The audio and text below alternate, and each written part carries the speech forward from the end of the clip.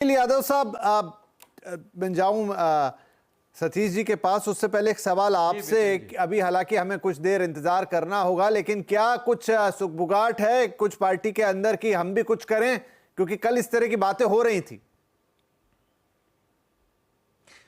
देखिए विपिन जी, मैं एक बात कह सकता हूं कि राजनीति संभावनाओं का खेल है, क्योंकि इस देश में, दुनिया का सबसे बड़ा लोकतांत्रिक देश, महापर्व जिसमें 7 चरणों में चुनाव हुए और किसी को भी बहुमत नहीं मिला।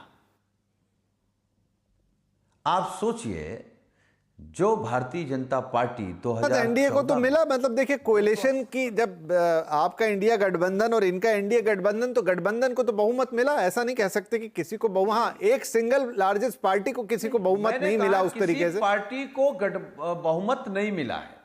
हाँ, पार्टी को नहीं मैंने कहा किसी पार्टी को बहुमत नहीं मिला है।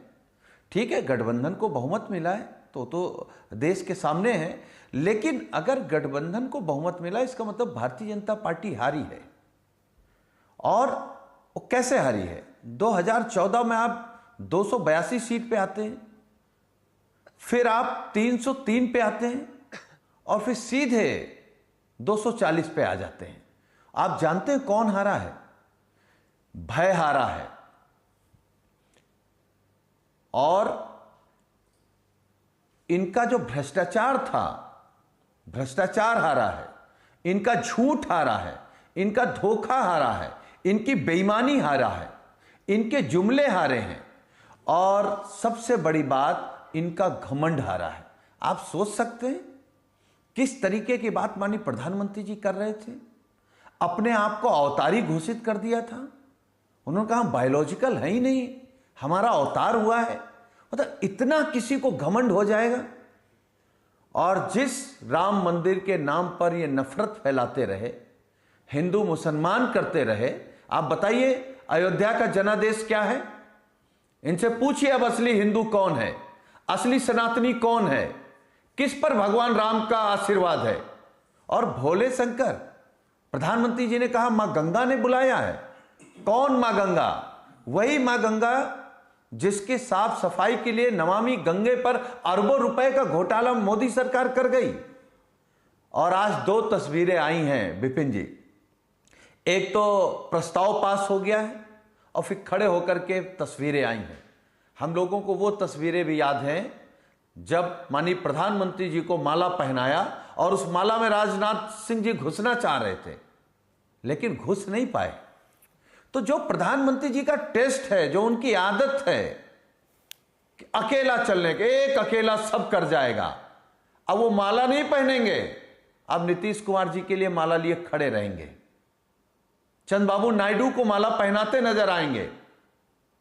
तो कम से कम तानाशाही वाली बात तो नहीं रहेगी। अब मोदी जी ये नहीं कह सकते कि हम किसानों के ऊपर थार चढ़ा देंगे, हम किसानों पर गोली चला देंगे। हार किस बात की है?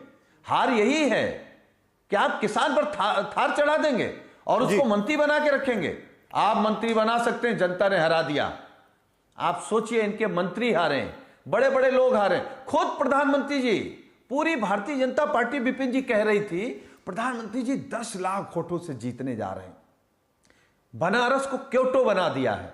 बनारस के बेरोजगार नौजवानों ने, बनारस के किसानों ने, बनारस के व्यापारियों ने कहां लाकर छोड़ा है?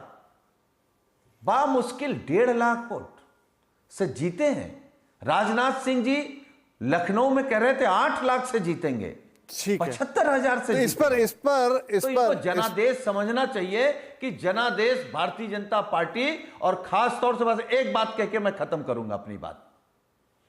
ये प्रस्ताव पास करा सकते हैं, शपथ ले सकते हैं।